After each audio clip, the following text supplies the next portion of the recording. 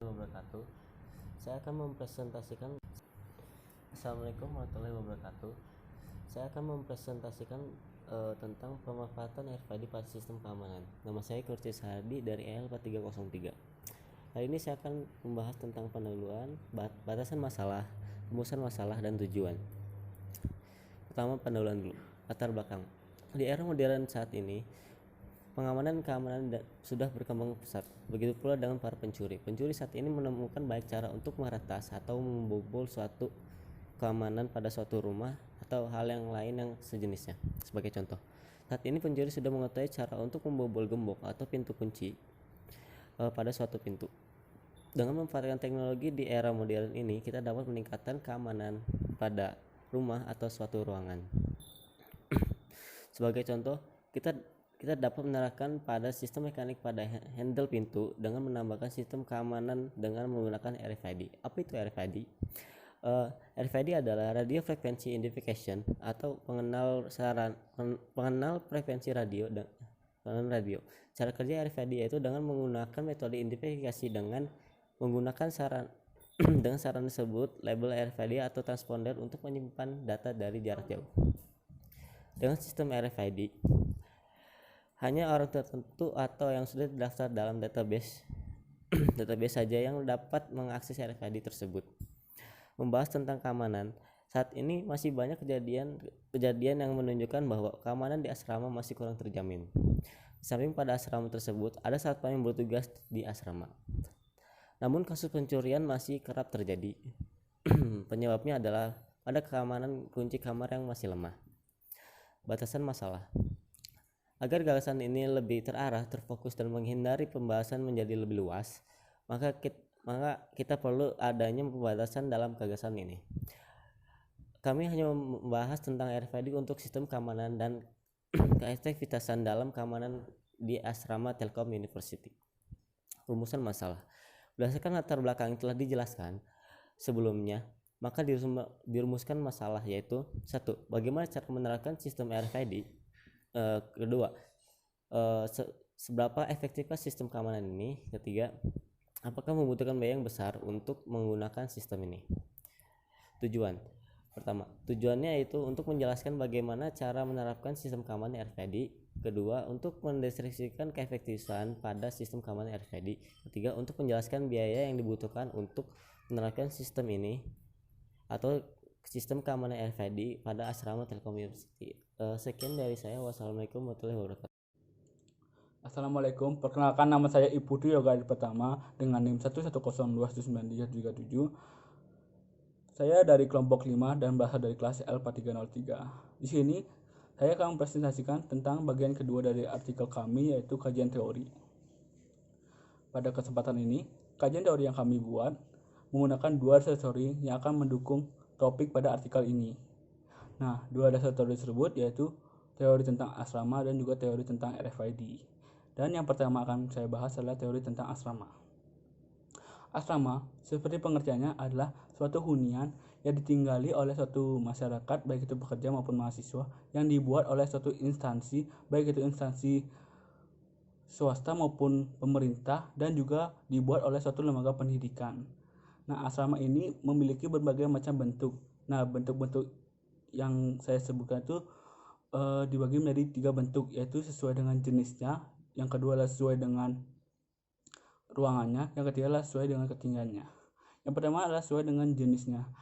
Jenis-jenis asrama memiliki berbagai macam jenis, yaitu yang pertama adalah apartemen, yang kedua adalah dormitory, yang ketiga adalah hostel, dan yang keempat adalah perkampungan mahasiswa.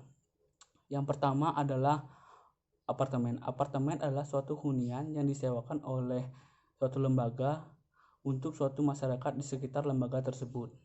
Yang kedua adalah dormitory. Dormitory adalah suatu hunian yang umumnya digunakan oleh suatu mahasiswa yang memiliki aturan-aturan khusus di dalamnya yang harus ditaati bagi penghuninya.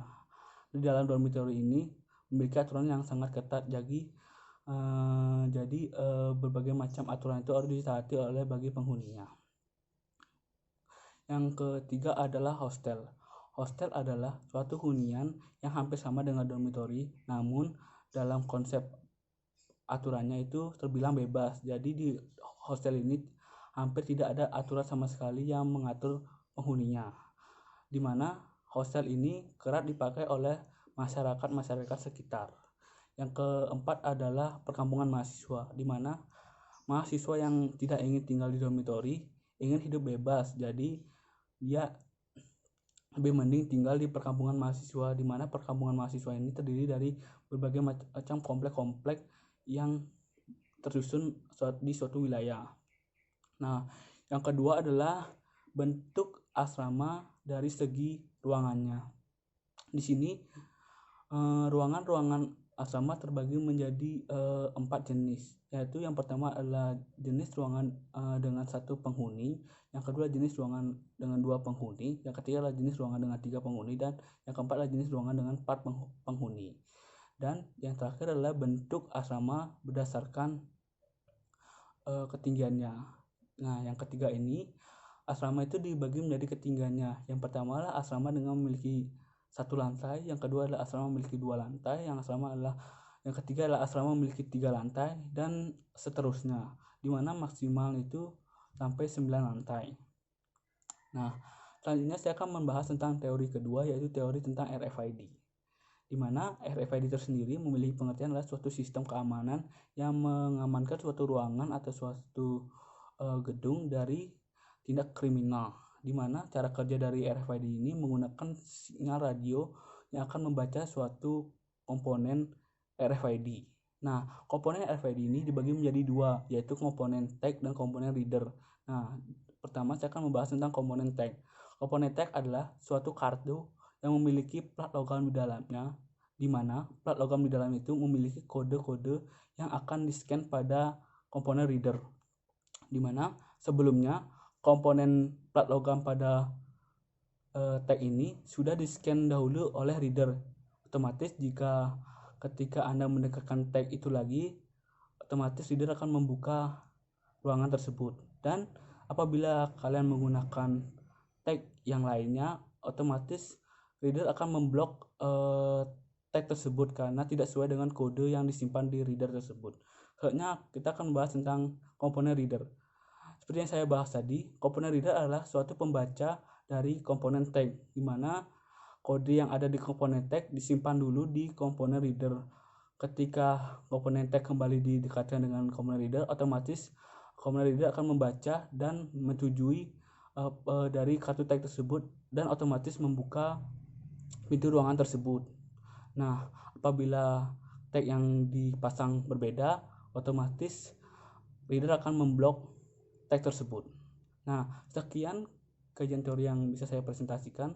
Hanya akan dipresentasikan tentang analisis oleh teman saya Fahri. Assalamualaikum warahmatullahi wabarakatuh.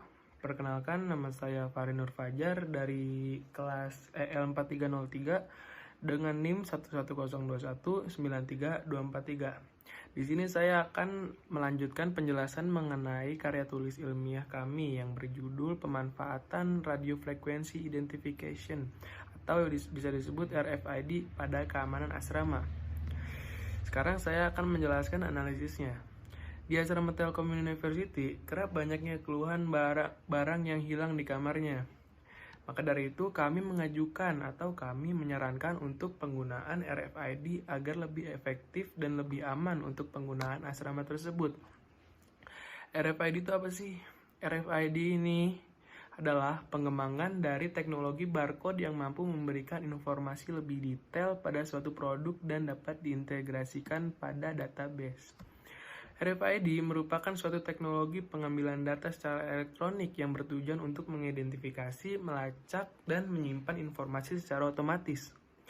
Salah satu inovasi yang membuat sistem menjadi lebih mudah dan aman, serta menyediakan proses entry, penyimpanan, dan serta penyebaran data yang lumayan cepat.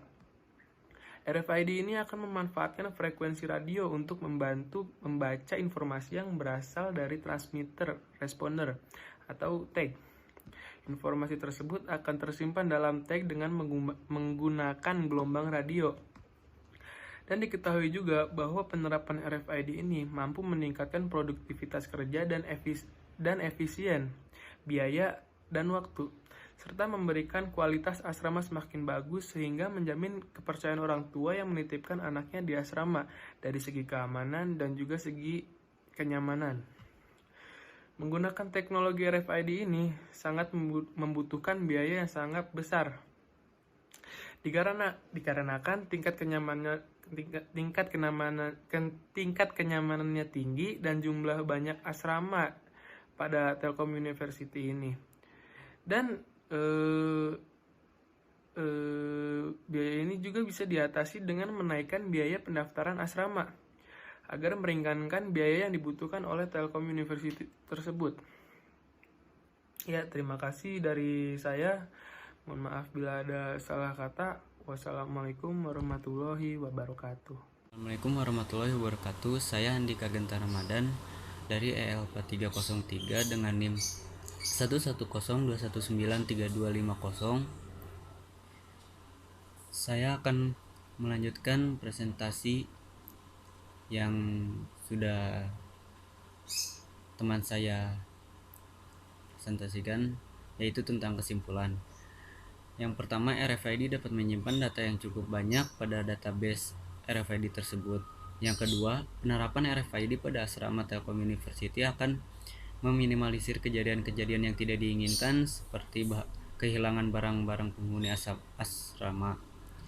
Sehingga diadakannya RFID ini akan membuat penghuni merasa lebih nyaman atas keamanan asrama Telkom University. Selain itu, RFID membuat penghuni lebih efisien dalam waktu aktivitas penghuni tersebut. Yang ketiga, untuk penggunaan atau penerapan RFID pada asrama Telkom University, pihak asrama Telkom harus menyiapkan biaya yang cukup banyak atau besar dikarenakan jumlah yang dibutuhkan cukup banyak. Sekian yang bisa saya sampaikan. Assalamualaikum warahmatullahi wabarakatuh.